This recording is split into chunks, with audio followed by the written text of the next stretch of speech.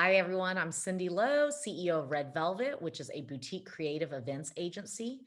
And I've been in the hospitality industry for 18 years. And what we do primarily is corporate B2B, anything as like customer conferences, high end luxury incentives, or activations like sponsorships during like South by Southwest or ACL, where corporate wants to draw attention to their brand through events. Now, given COVID, we have definitely pivoted into virtual. And I know I probably shouldn't use the word pivot because our marketing team has said, let's use the word evolve. and and right now, we're definitely heads down into figuring out what is realistic with hybrid in the sense of cost, because we've gotten several requests, but the cost is still a little too high for some corporations to want to bite the bullet. So, No kidding. I was on something the other day just to laugh about the yeah, pivot, and the guy said, we don't pivot, we parry it. Oh gosh, pirouette, pirouette, yeah, yeah, pirouette. Yeah. I know. I can say the word in my head and I can't say it, but it's like, that was perfect. I'm And gonna I only remember know that that. word because I was a ballerina or I did ballet as a kid. If I didn't do ballet, I wouldn't know that word at all. I've never been able to say that word. I mean, it's like I can say it, but I can't speak it, I guess. Well, to kind of like tag on that, how did you get into the industry? Yeah. So I always joke with people that how I got into the industry was almost a happy accident. So it's very similar to COVID, how COVID disrupted our industry. Well, I started Red Velvet right after 9/11, and I was in high tech prior. And unfortunately, 9/11 disrupted the industry I was in, Hmm. and software. And the client I was in particular too was in New York City. So I was very much disrupted. So I basically came back home to Texas, was grounded, meaning because they were trying to rebuild their city. And during that time, I had time to think. And I was like thinking, what can I do with my time? And at this moment, I didn't feel like I had to go back into software because I felt like I had a moment of like at peace and I could change my career and try it out with no harm. Well, what's interesting is again, I didn't know at the time that how much also events were negatively affected thanks to 9/11, meaning like, it slowed down, people weren't spending as much money. And so when I tried to apply for jobs, no one wanted to take me on because it was high risk. So my natural instinct was, oh, why don't I create the experiences so that I can reapply for these jobs a year later? And that's how I started Red Velvet. So the original intention was only to do this for a year. And now it's 18 years. So give or take, I clearly didn't understand that I was going down the path of starting my own company because there was never a point in my life or my trajectory that said, I have to own a company. I never said that because Yeah. I think partly was because my dad actually had his own business. And since English was not his first language, I did a lot of the work. And then my sister followed in me. And we just never had that. Like, we saw how hard it was. And so I never Yeah. said, oh, it's going to be easy running your own business. I never, I always saw how hard it was. Yeah, you knew exactly. I know I have this very distinct like blip of a memory in college where they introduced this like entrepreneur track or Yes. whatever. And I remember thinking, I'm not gonna do that. Like, why would you want to do it? It was supposed to be like about, starting up and running a Yeah. business and everything. And you could get like a specialization in that through That's like the awesome. business school or something. Oh my God, that doesn't apply to me. Like, I'm never going to do anything like that. That's crazy. Yeah.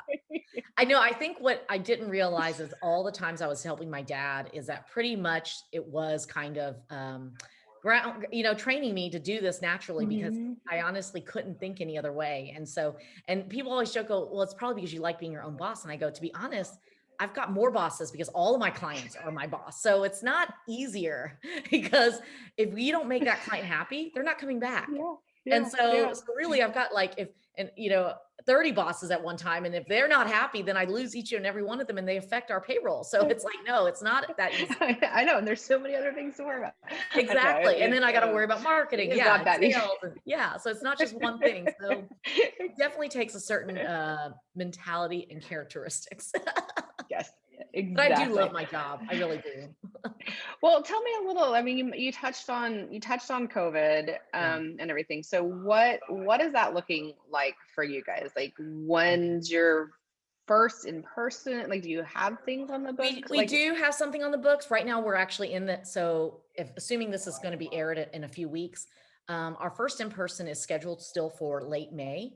Right now, we are in discussion because technically we need a city of Austin to sign off on it because they still require sign off on any in-person events that Mhm. are, even though this is a closed event, meaning it's only for so many people, but because it is an event, they still need to Mhm. sign off. And so that's been a little frustrating because I've been sitting on those committees trying to help them define guidelines, and yet we still have a lot of unknowns.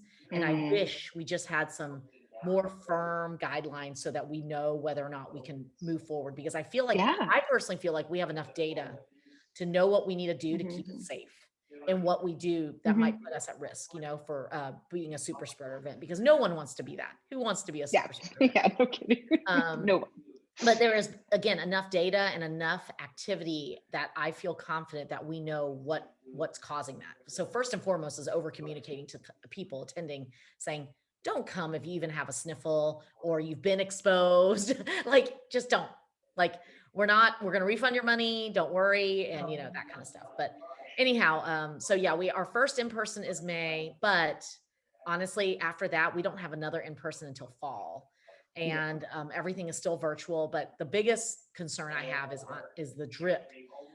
Corporate clients are still very hesitant to move forward, and I am very concerned because I know we're one of the last few larger agencies standing in Austin, and I'm Mhm. concerned of how many of us really will be still here when they're ready to go back and doing Mhm. events, because they don't realize how tight it has been for all of us, because when they stopped spending, it really hurt so many businesses. And that's why so many went out so fast. And we are literally hanging on to a thin thread, which is scary.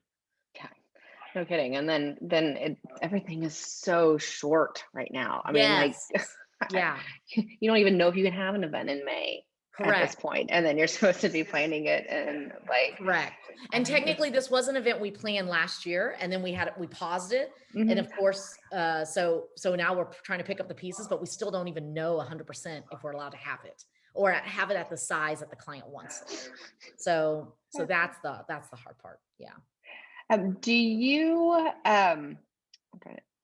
Well, I'm going to switch questions here. Okay. Just kind of going on what you were saying. It sort of follows in line to one of the end questions we were going to do. But what advice would you give to either a meeting Mhm. planner planning something in the next 6 to Yeah. 12 months, or I'd say even from that client perspective, Yeah. whether it be corporate or Mhm. anything. Like, what advice would you give to someone kind of setting out on that journey for the next So six if weeks? they have not been even doing anything virtually or digitally, they are really behind the times, because if they think that everyone else has been in their little bubble of staying at home, not doing engagement, I think they're very wrong, because what we have found is a few CEOs have still not even ventured out.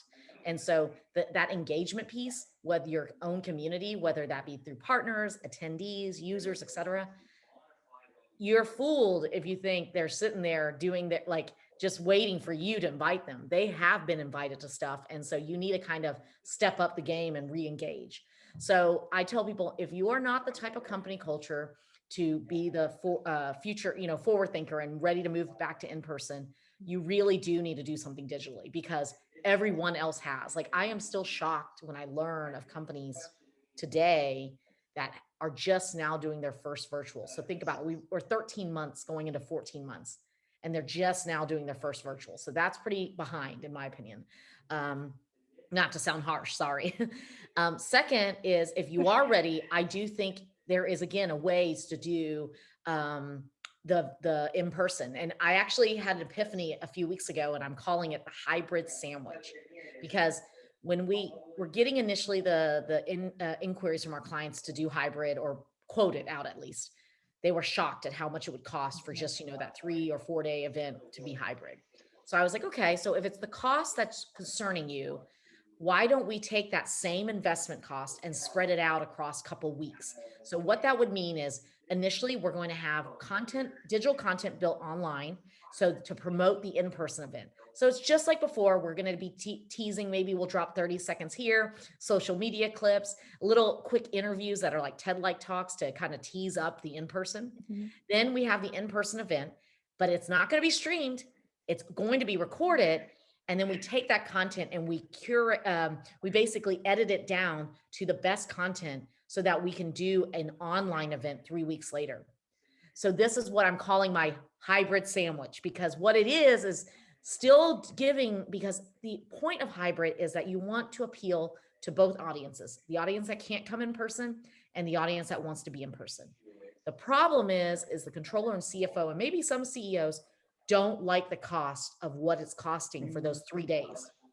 So this way, we're spreading out the cost across the entire time of the campaign, essentially. Mhm. And now we're talking 6 to 8 weeks.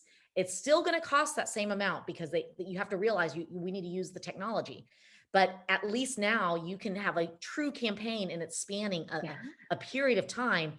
And you can also weigh using the data what works. And so that's why I'm calling it my hybrid sandwich, because no one really said it had to be same day. It's just that in our mind, we thought it had to be Yeah. the same day because that's our natural instinction. But think about it. If I was in person, I would be kind of annoyed if someone constantly online that wasn't there in person was wanting to talk. I'd be like, why can't we Uh-huh. just talk next week then? I want to talk to the people in the room, right? So Yeah. that's why Yeah. I'm hoping this hybrid sandwich will work. I love it. I love it. So And so I mean, my blog goes out tomorrow about it because I'm like, I had this epiphany 2 weeks ago. I was like, okay, this will hopefully appeal to all the executives, especially for corporations. And I well, have a and it little seems. blurb in there. Oh, I'm sorry. sorry. This is And your interview. You keep going. no. But I have a little blurb in there too for fundraisers because I get it. Fundraisers are different because it's a one night event. Mhm. And so I'm calling it the reverse, whereas we try to promote and try to raise money online first.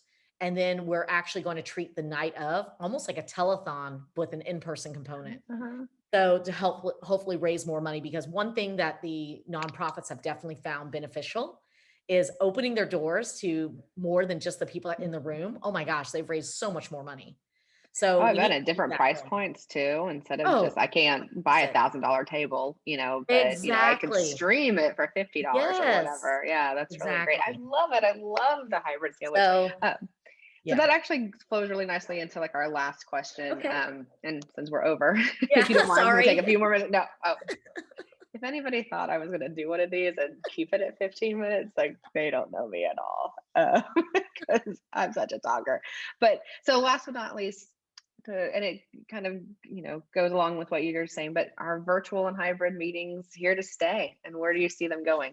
I do think virtual is here to stay, but not in the sense of it's going to get rid of our in-person. Oh my gosh, there's so much demand for the in-person. But the challenge again is when the corporate clients have asked us, hey, can you quote us what the hybrid would cost? They're like, whoa, that's a lot of money.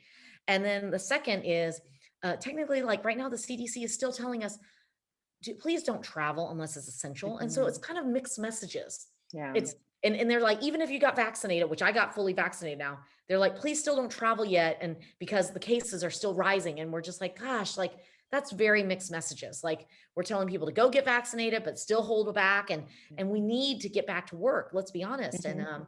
now I do think though the virtual is there for two purposes. One, to reach newer audiences that you weren't able to reach before. And maybe, like I said, if they were questioning how valuable your in-person is, this is how they would test it out. Mhm. I also think what virtual will stay for training, because let's be honest, we all don't want to sit in traffic to go sit in a classroom to do training. And so virtual, I think will stay with that. But conferences and fun, and also really sales meetings, those are going to be in Mhm. person. And trade shows, 100% in person, because Yeah. they did the worst performance on the virtual because people just don't think that way. Think about it. You Mhm. already were struggling with an in-person trying to get people to booths. Can you I imagine know. online, like, oh, can you please stop by the sponsors? No, I'm going to log off and go to my next meeting. Why would I I know. browse a digital catalog? Like that's what online shopping is for, not a trade show. Mhm. So I think depending on the event, I think that's what's going to determine the division of who's going to stay virtual and who's going to have to Mhm. figure out how to afford hybrid, because people are going to demand some sort of online Mhm. capability. But I also think there's going to be some events that are going to be like right at the before COVID, kicked into place. There were a lot of events where they took away the cell phone because we were trying to really capture the moment. And so the idea was like, no online posting, no, we'll take the photos and we'll send them to you later and whatnot. And so I think we're going to come back to that a little bit, Hmm. is, Yeah, is yeah, really like control really the be environment. there. Yeah, and experience it. And Yeah, probably people are gonna be more, I mean, they're gonna be glad to be there. So like having that 100%. experience is gonna be great. Well, and then you're gonna have the hybrid sandwich. I mean, that's gonna just become Yes, part of it, right? yes, Yeah, exactly. I love it too, because it seems like the ROI on being able to extend the Yes. life of your event makes so And much that's sense. So honestly what the biggest feedback from the controller and CFO was like, oh my gosh, that's a lot of money for, because think about it. The only industry last year that stayed with in person, even though they were losing money, was the sports industry. mhm, And they have a true hybrid model. You've got people in the seats and you've got TV, yeah, but good also look point. at what their budget is. Way more than corporate and associations, right? Mhm. So that's why I think it's going to have to be the hybrid sandwich. Yeah, that's so cool. Well, we're over, of course, and I want to Yes. be respectful of your time. But thank you so much for doing this, Cindy. And like Leighton will put it together, and I'm sure that we can do kind of a pre-share Yeah. if you want to like take a look at it Okay. before. Sure. But yay, thank you. We always Thank love you, having you Christina, for having me on. back. I appreciate it. It's been fun to be one of y'all's Yay. nerds. I know we love it. We love it.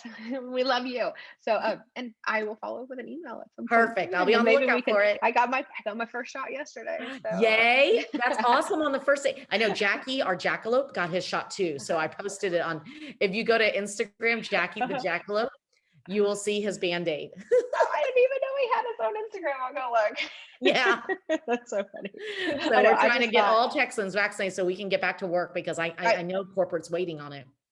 I know Yeah. that's exactly what I thought. Like I didn't think I'd be real like. I Yeah. mean, I don't know. Who is that? I just Who's thought, ever crazy? Yeah. Who's ever looking yeah. forward to getting a shot? And No one. I just was sitting there going, this can get us there. Like We need it. just Yeah. Because yeah. corporate won't budge. I mean, it's ridiculous. So Who'd want ridiculous. to? I mean, and why would you? I mean, why would you want to do that?